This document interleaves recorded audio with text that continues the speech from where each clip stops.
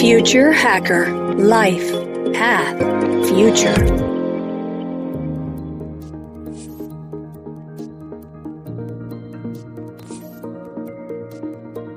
Welcome back, everybody. This is Future Hacker, the third episode with MP Oliveira. We've been having such a great conversation about innovation, transformation, startups. And, this episode, we are talking about EY Megatrends report. Thank you so much for sticking here with us, MP. Pleasure to be here. It has been a great conversation, really inspiring. Really cool. And I'm sure that our listeners are loving it. So, as you mentioned in our last episode, EY launched this Megatrends report called, Are You Reframing Your Future or Is the Future Reframing You? I do love this approach. It provokes us to learn how to identify the opportunities and take ownership to shape our own futures, right? So before we cover a couple of those megatrends, there's one idea that I'd like to discuss with you. We usually consider disruption as something either driven by a new technology or simply a way of doing business differently than what the market is used to.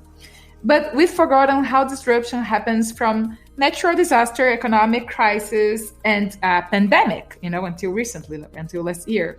So how do you think people should be preparing for the next big thing when we have no idea what it will even look like?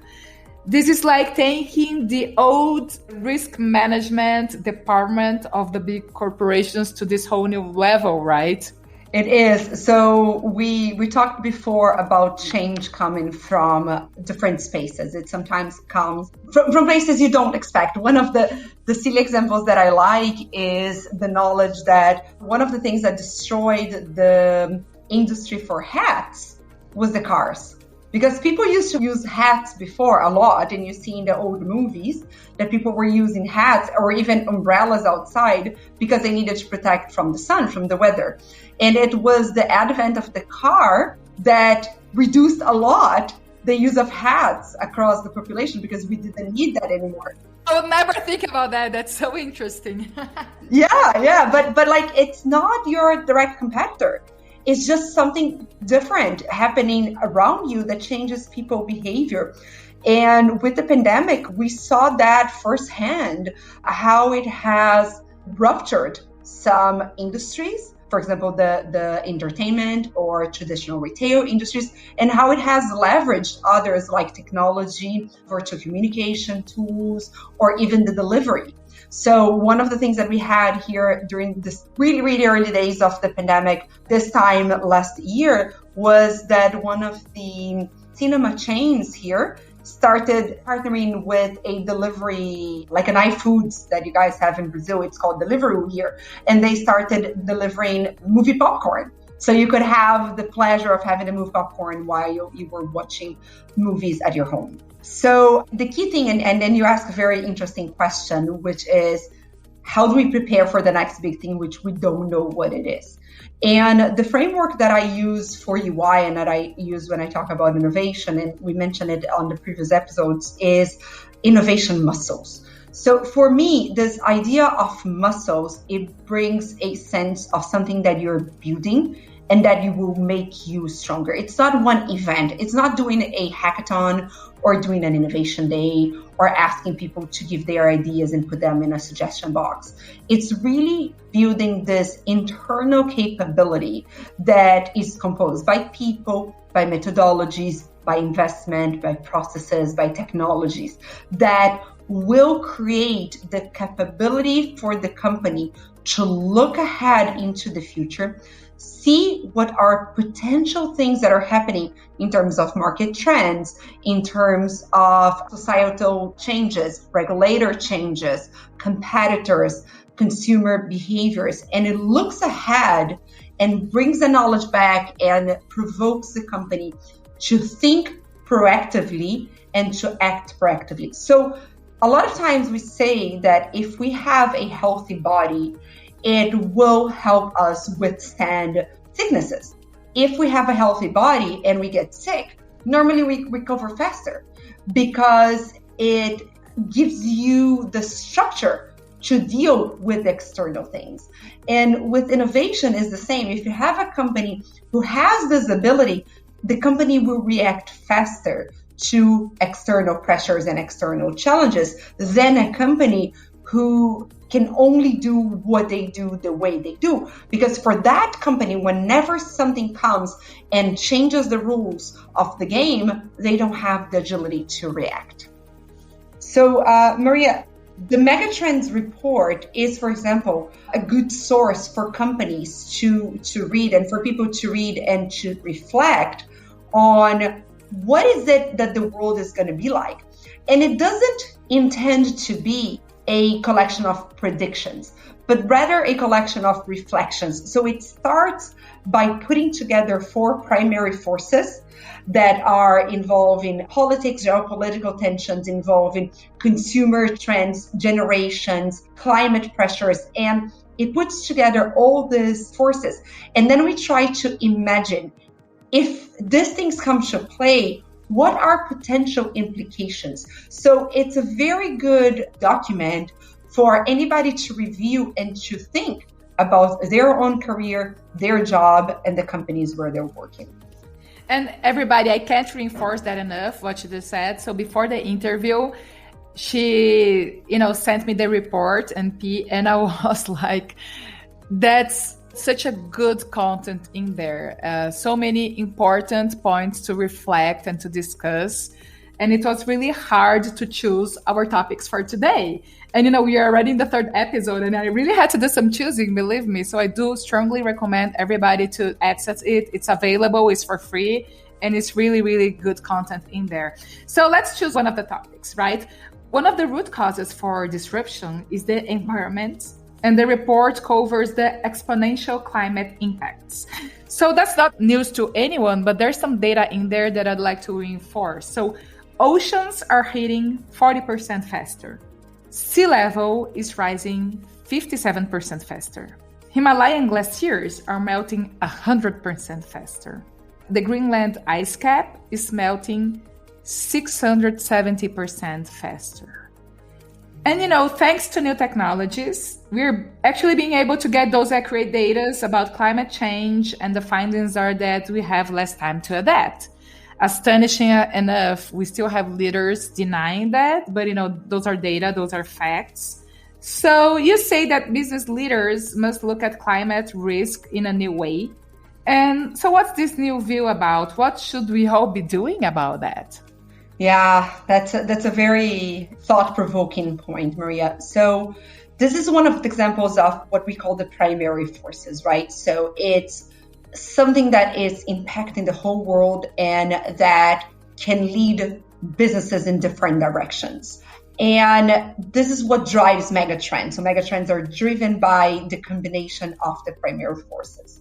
The interesting thing about weather instability for us humans living in this planet right now is that, one, we think it's just for the future. So although we like to say we are building the world for the next generations, our first impulse is to be very selfish and to use the world for our well-being on this generation.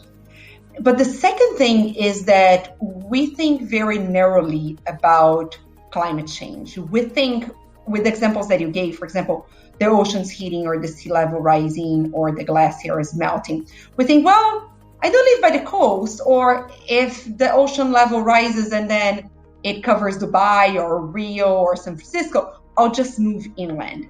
And that's not exactly the problem. And I said before, like when we're recording this, the people recording this and most likely the people listening to this come from a privileged situation. The problem is not that. It's not that we're going to have to move inland. The problem is that with climate instability and weather instability comes a huge impact on the majority of the population of the world, which lives on the Ecuador and tropical areas. Because if sea level rises on that areas, you're going to have, and not sea level rising, but climate change on that area, because you're going to have things that are sea levels rising in some areas and desertification in other areas. And what that brings is a complete disruption to the agricultural sector. And with that comes the destruction of crops. With that comes hunger. With that comes huge humane migrations and displacement.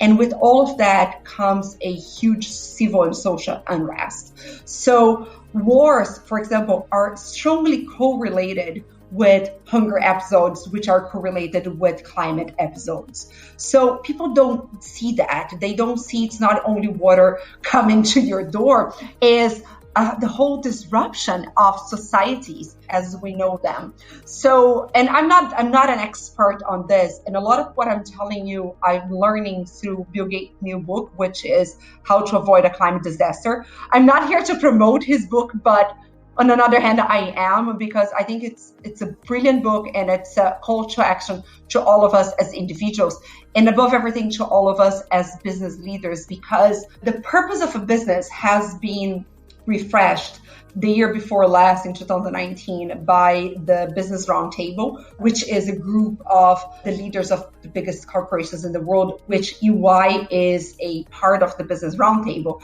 And with support of our CEO, all CEOs, they have reviewed the purpose of a corporation and understood that the purpose of a corporation should no longer be to bring maximum return to shareholders, which it was before. It should be now to consider the stakeholders, and that means considers the shareholders, the employees, and the society. And it's on that capacity that businesses now have an even stronger responsibility to be the agents of change and not to be only waiting for governments to solve the climate issue, because it is the way of living that we have right now that is detrimental to the world where we live. Exactly. It's not just about, the leaders, but it's everybody. Everybody has to come together on that, right? Yeah, it's everybody as individuals, but also us as business people and influencing and driving the change. Exactly. Going to another megatrend is the techonomic Cold War, in which the target is not a physical place, data, or money, but the truth itself. It's also about the race to dominate the next generation of tech infrastructure, such as artificial intelligence, supercomputers, electric cars, things that we've been covering a lot here at Future Hacker. There's so much going on there between US, China, Russia, so much involved out there, right? So how do you see this game being played? It's a hard question, but where do you think this is taking us? Yeah, but I think it's a very important point, and it's one of my favorite parts of this report, because it really helps us to reframe how we think about geopolitical conflicts. And again, you might think, oh, why are you as an innovation leader thinking about this? Because this is shaping the world. And if we are to have strong innovation muscles, we need to know that these changes are happening. So nowadays, geopolitical conflicts are going to happen less and less between armies, armed people and soldiers and war tanks and all of that, and much more using companies as proxies. So, for example, you saw that Trump, when he was the president of the US, which he's not anymore, thank God, but when he was the president, he wanted to wage a war against China. But it was not a military war, it was a trade war.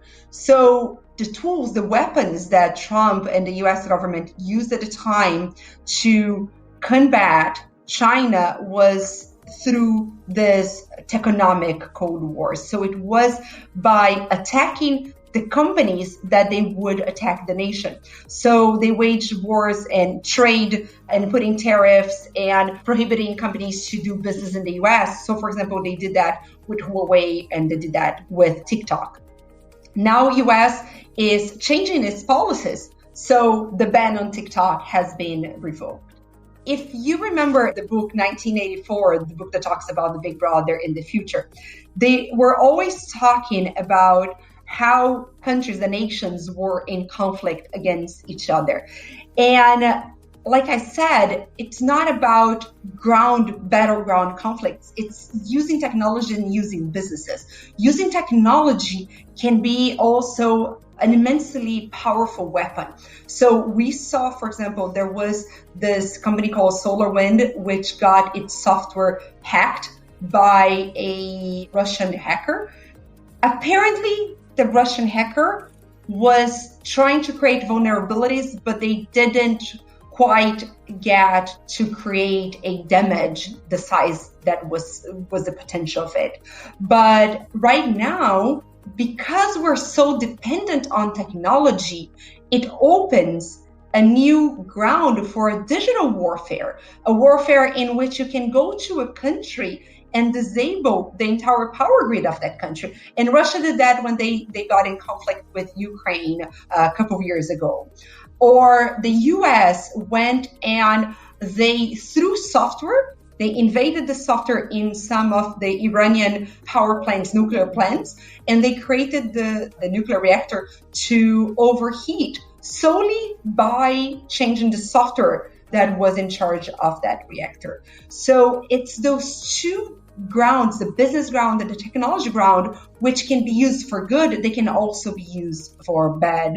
And I think it's important that business understand that when they are dealing with their growth plans, when they're dealing with their responsibilities as agents of transformation in a community. MP, we've discussed so many things today and so many important and relevant things, right? So given everything that we talked on those 3 episodes, what do you consider yourself? Do you consider yourself an optimistic that, we're headed to a more inclusive and sustainable society? Or do you think that if we don't change our ways today, we're definitely headed to a darker future? So I'm going to steal this from Hans Rosling, who is a guy who wrote a book that I recommend to everybody called Factfulness. And he calls himself a possibilist, not an optimist, not a pessimist, but a possibilist. I love that. That's the first time that I hear that. I love that, and I stole it from him without his knowledge, and God bless him for letting me use this. But a possibilist is when we consider there are possibilities. So you said, for example, if we don't change our ways, we're headed towards a darker future.